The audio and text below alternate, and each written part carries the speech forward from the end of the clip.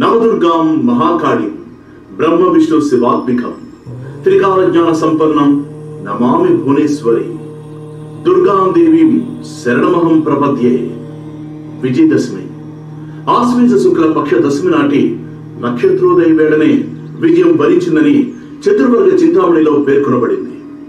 పాల సముద్రాన్ని దేవతలు రాక్షసులు అమృతం కోసం మదించినప్పుడు ఆశ్వీజ శుక్ల దశమి రోజున అమృతం ఉద్భవించింది అని ఇతిహాసాల్లో పేర్కొనబడింది. త్రేతాయుగంలో శ్రీరామచంద్రుడు ఈ విజయదశమి రోజునే అపరాజితాదేవిని పూజించి రావణ సంహారం గావించాడు. అలాగే ద్వాపర యుగంలో కూడా పాండవులు అజ్ఞాతవాసం చేస్తున్నప్పుడు ఆయుధాలను శమీ వృక్షం మీద దాచి విరాటరాజపురంలో ఉన్నారు. సరిగ్గా ఈ విజయదశమి రోజున వారి అజ్ఞాతవాసం పూర్తయింది. అప్పుడు వారు అపరాజితాదేవిని పూజించి ఆ అమ్మవారి ఆశీర్వాదం పొంది శమీ వృక్షంపై ఉన్న తమ ఆయుధాలు తీసుకున్నారు. ఆ తర్వాత కలియుగంలో కూడా 9 రోజులు అమ్మవారిని పూజించి దశమి రోజున పండగ చేసుకుని శమీ వృక్షాన్ని పూజించి రావణ దహనం చేయడం ఆనవాయితీగా వస్తుంది. ఇక తెలంగాణలో శమీ పూజ అనంతరం పాలపిట్టను చూసే సాంప్రదాయం ఉంది. విజయదశమి రోజున అపరాజితాదేవిని పూజించి శమీతే పాపం శమీ శత్రు వినాశనం అర్జునస్య ధనుర్ధారి రామస్య ప్రియదర్శని అని శ్లోకం చెప్తూ శమీ వృక్షానికి ప్రదక్షిణ చేసి ఈ శ్లోకాన్ని ఒక కాగితం మీద రాసి ఆ కాగితాన్ని శమీ వృక్షానికి కడితే అమ్మవారి కృప మన మీద ఉండడంతో పాటు శనిదోష నివారణ జరుగుతుందని ప్రతీతి.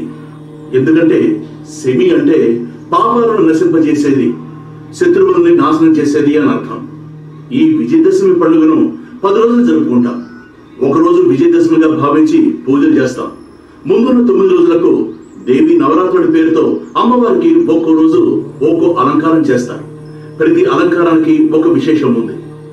అలాగే ప్రతిరోజు అమ్మవార్లకు ఒక్కో రోజు ఒక్కో ప్రసాదాన్ని నివేదన చేస్తారు. ఈ విజయదశమి రోజున ఏ పని మొదలు పెట్టినా మనకు విజయం తథ్యం. అసలు తిథివార నక్షత్రాలు ఇవేవి అవసరం లేకుండానే మనం మొదలుపెట్టిన పనిలో విజయం సాధించేది ఈ ఒక్క విజయదశమి రోజునే. అసలు విజయదశమి ఎందుకు జరుపుకుంటారో తెలుసుకుందాం. మహిషాసురుడు అనే రాక్షసుడు మేరు పర్వత శిఖరంపై బ్రహ్మదేవుడి గురించి తపస్సు ప్రారంభించాడు. కాలం గడిచిపోతుంది.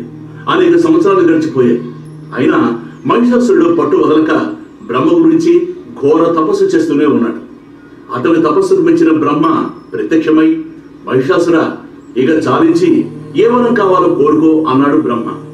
అప్పుడు మహిషాసురుడు తపస్సు నుంచి లేచి బ్రహ్మదేవుడికి నమస్కరించి, స్వామి, నాకు మరణ లేని జీవితం కావాలి, అమరుడయ్యే వరం ప్రసాదించు అన్నాడు. దానికి బ్రహ్మ, మహిషాసుర, పుట్టిన ప్రతి ప్రాణి గిట్టక తప్పదు, అది ప్రకృతి ధర్మం, కనుక ప్రకృతి విరుద్ధమైన కోరిక తీర్చడం కుదరదు, మరేదైనా వరం కోరుకో అన్నాడు. దానికి మహిషాసురుడు, స్వామి, అయితే పురుషుల చేతిలో నాకు మృత్యువు లేకుండా చేయి అని కోరుకున్నాడు.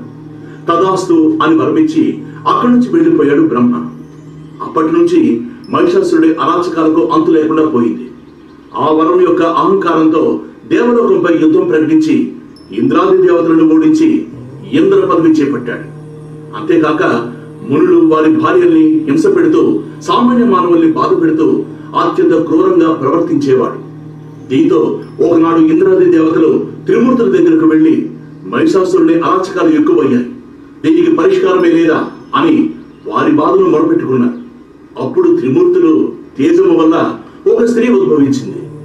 ఆమె 18 బాహువులు కలిగి ఉంది.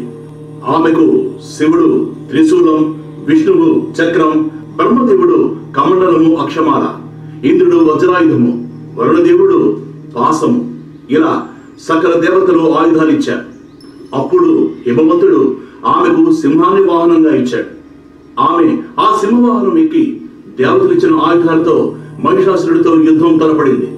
అతనితో అతని సైన్యంతో యుద్ధం చేసింది. మహిషాసురుడి తరపున యుద్ధానికి వచ్చిన ఉదద్రుడు, మహాహనుడు, బిలాలుడు మొదలైన వారిని సంహరించి మహిషాసురుడితో తలపడింది. అమ్మవారు ఇలా అతనితో 9 రోజులు భీకరమైన యుద్ధం చేసింది.